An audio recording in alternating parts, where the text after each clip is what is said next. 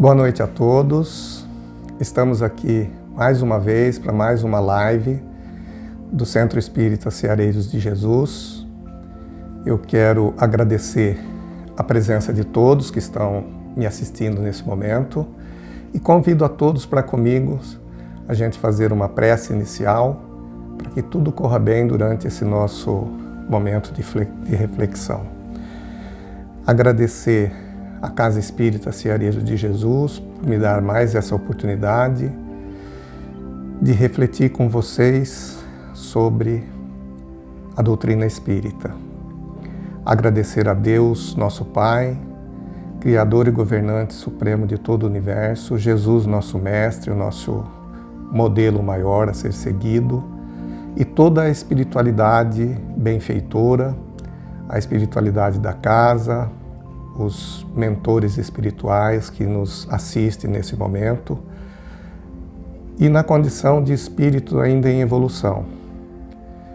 Peço a todos que me ajudem, que me inspirem, para que eu seja um instrumento e possa transmitir da melhor maneira possível o conteúdo que vai nos fazer refletir nesse momento sobre mais um tema da doutrina espírita, que possamos aproveitar ao máximo esses ensinamentos e que assim seja. Muito bem. O tema que cabe para hoje é o livre-arbítrio e o progresso, que está no Livro dos Espíritos, na questão 780 e seguintes. Eu quero começar essa nossa reflexão com a ideia de Kardec. Nós vamos usar aqui uma frase célebre de Kardec, que propõe, por orientação dos espíritos, que a fé seja uma fé raciocinada. Então, a doutrina espírita nos trouxe essa orientação, né? A gente evoluir daquela fé dogmática para uma fé revestida da razão e pautada nos aspectos racionais. Para isso, Kardec nos diz o seguinte, então: fé inabalável só é a que pode encarar frente a frente a razão em todas as épocas da humanidade. Dentro dessa frase aqui, do conteúdo dessa frase, é que eu quero propor a nossa reflexão sobre o livre-arbítrio e o progresso, sob a visão da doutrina espírita. Então, qual é a proposta? A gente caminhar aqui dentro de um roteiro que vai dos componentes básicos do universo, passando pela criação do espírito, da matéria, né? As ligações que tem durante todo esse processo, obviamente de uma forma totalmente resumida, porque toda essa temática daria um tratado, né, espírita aqui, e não é isso que a gente se propõe. Até chegar na criação do livre-arbítrio, das leis divinas e o ser humano completo como co-criador com Deus da obra divina. Então, para começar, vamos falar um pouquinho sobre os componentes básicos do universo.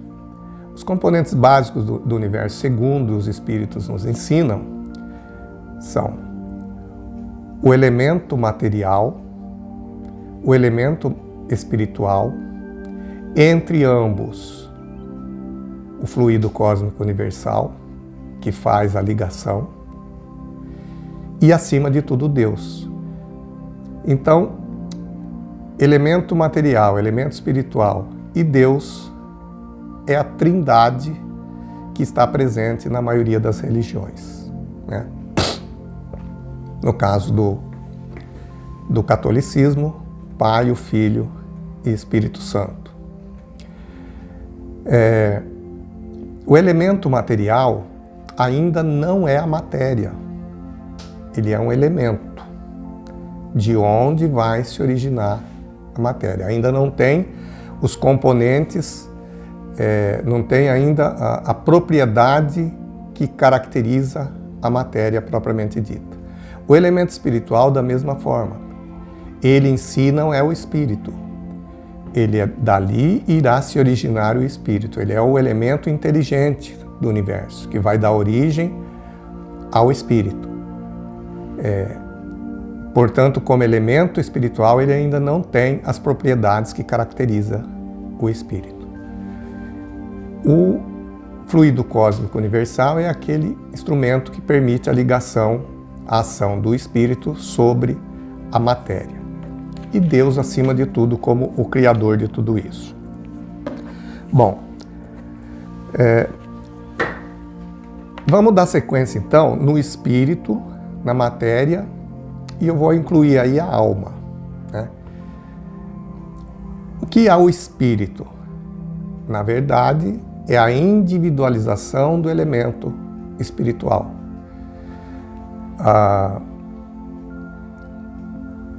É o momento em que esse elemento espiritual ganha consciência. Ele é um elemento inteligente, então ele vai ganhar a consciência e a razão, capacidade de pensar. O momento em que ele se humaniza, ele se transforma no espírito. E a matéria?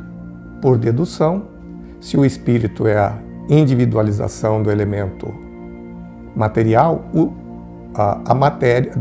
o espírito é a individualização do elemento espiritual, a matéria nada mais é do que a individualização do elemento material. É aquele momento que ela se transforma na primeira partícula da matéria, que tem as propriedades da matéria. É uma evolução desse elemento que chega à matéria. Temos o espírito, temos a matéria. E a alma, né? Liga-se o espírito com a matéria, temos o espírito com o nome de alma, né? Então, a matéria também é o laço que prende o espírito.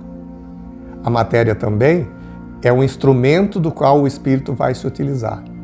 É o veículo que o espírito vai utilizar e o instrumento que ele vai utilizar para agir no plano espiritual.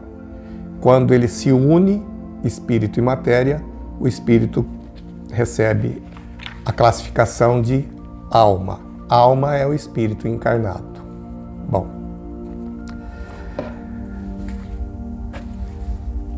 E a criação do espírito, né? Como que é feita a criação do espírito, lá do elemento material, aí, e de repente é criado o espírito. Isso é interessante a gente refletir e pensar também, né? Segundo os espíritos, ainda não nos é dado compreender, dentro do nosso parâmetro de evolução ainda, nós não temos capacidade para compreender como isso acontece, o momento que isso acontece e a maneira que isso acontece. Mas os espíritos também nos orientam, nos apontam para uma evolução daquele elemento espiritual, estagiando nos diversos reinos básicos do universo, da natureza, que antecede a criação do homem propriamente dito. Então,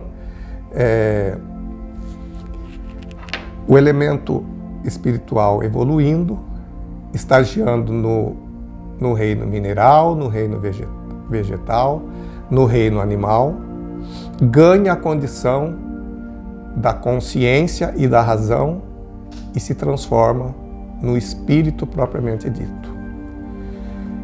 E a criação da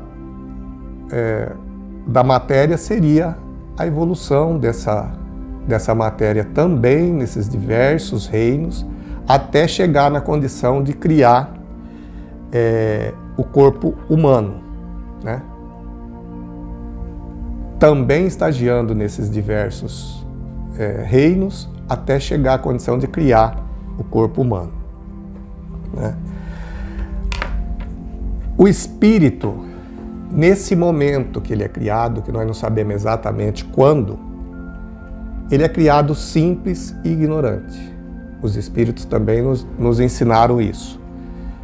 E essa palavra simples, essas duas palavras, simples e ignorantes, às vezes a gente dá uma conotação um pouco pejorativa para ela, né? Simples no sentido de simplório, ignorante no sentido daquilo que ignora mesmo e que resolve tudo na força bruta. Não. É simples porque é o primeiro momento em que ele ganha a condição de raciocinar. E ele é ignorante porque ele ganhou a razão, mas não viveu ainda nenhuma situação racional para tirar feedback daquela razão e desenvolver conhecimento. Então não tem conhecimento nenhum. É ignorante, nesse sentido. Muito bem. Viemos lá dos elementos básicos, criação do espírito, e aí entra, Deus criando toda essa situação. Acima de tudo, como nós vimos lá no início, está Deus. Ele precisa dar a esse espírito alguma condição para evoluir, porque nós somos criados para evoluir, para aprender, para adquirir conhecimento. Para isso, Deus nos dá as leis divinas ou naturais, que seria um manual de como esse espírito deve se desenvolver, como ele deve viver, para viver da melhor maneira possível e aproveitar ao máximo a sua capacidade racional, de consciência, para adquirir conhecimento. As leis divinas são aquelas leis que, segundo os espíritos também nos ensinam, está escrito na consciência, né? Está escrito na nossa consciência. É aquilo que nos dá a intuição de que se você está fazendo certo ou você está fazendo errado. Bom,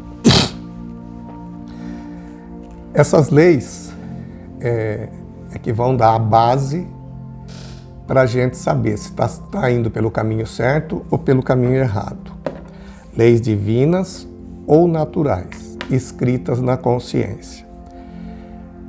Para completar as condições desse espírito que nasceu simples e ignorante, porém os espíritos também nos dizem que ele é simples e ignorante, mas tem todas as condições, ele é apto para adquirir tudo o que ele precisa, todo o conhecimento que ele precisa. Então, para ter essa aptidão, as leis divinas, e aí entra o livre-arbítrio. Estamos chegando então no livre-arbítrio. Segundo o dicionário online de português, o livre-arbítrio é a oportunidade ou a possibilidade de tomar decisões por vontade própria, seguindo o próprio discernimento e não se pautando numa razão, motivo ou causa estabelecida. É aquela capacidade que o espírito tem de escolher por conta própria, sem nenhuma interferência externa. E aí ele tem por base as leis, né, para ajudá-lo. Muito bem. Deus também lhe dá essa condição de livre-arbítrio. Livre-arbítrio, as leis naturais, é uma forma de Deus fazer justiça com a sua criação. Caso deixasse o espírito por conta própria, Deus não seria justo, né? É a mesma coisa você dar uma bicicleta pela primeira vez para o seu filho, ainda novinho, e deixar ele com a bicicleta lá à vontade, lá para a rua, já sair com a bicicleta, nunca andou de bicicleta, e você deixar ele andar de qualquer jeito. É preciso dar a ele aí algumas orientações, para que ele aprenda a andar de bicicleta, né? Então vai ter que se estabelecer algumas normas, algumas ajudas e tudo mais.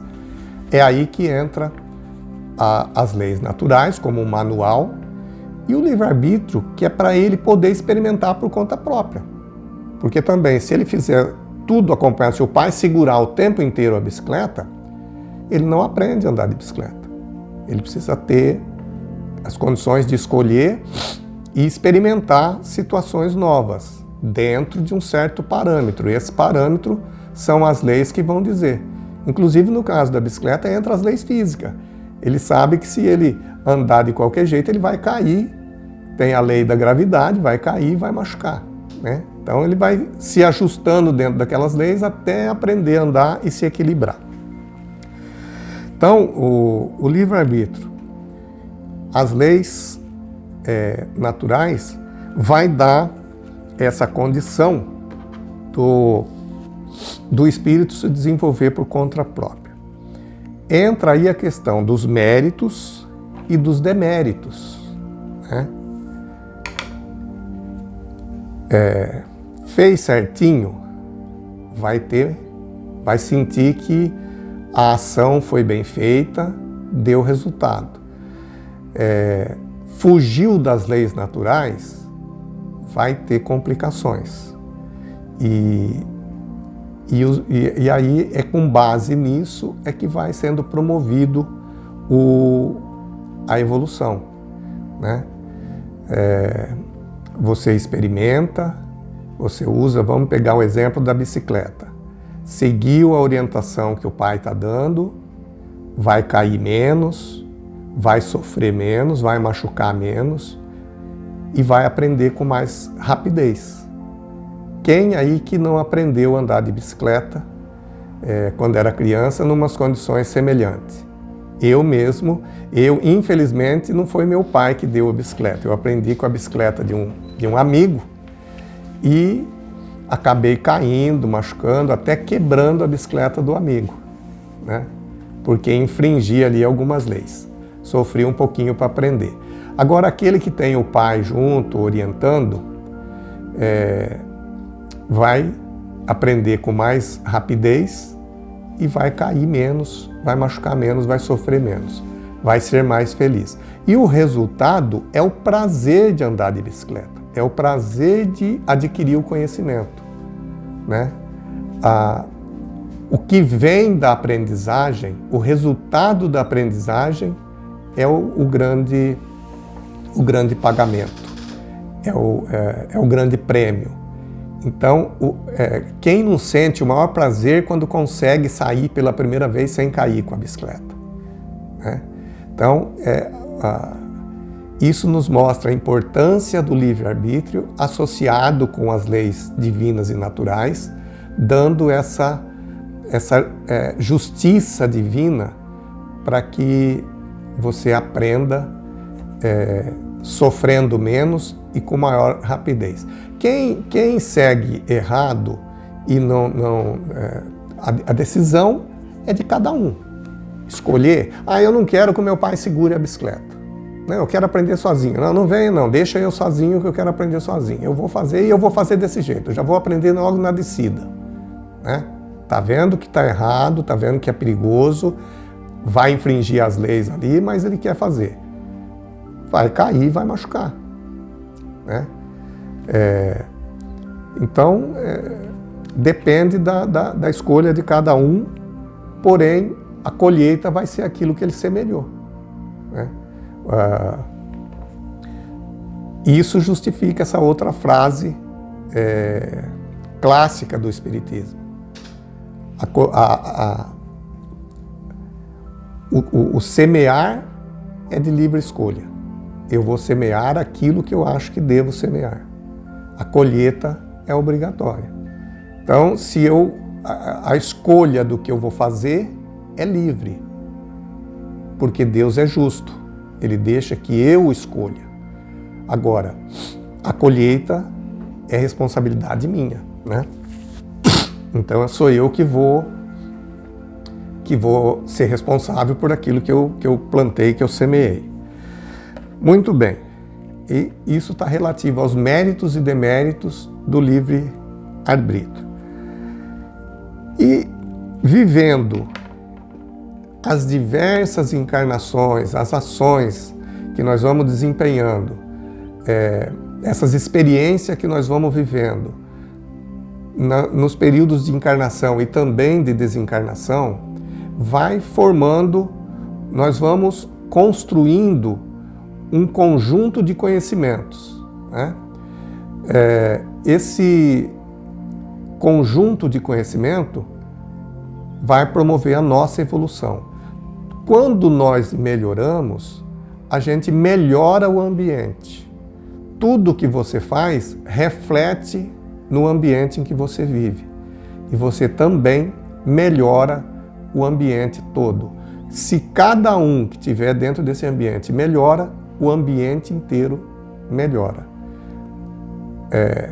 Portanto, nós somos responsáveis, cada espírito individualmente é responsável pela construção da evolução da coletividade humana.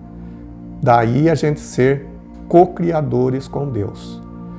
Como na condição de co-criadores com Deus, nós também somos responsáveis pelo desenvolvimento, pelo mérito ou pelo demérito da evolução coletiva da humanidade.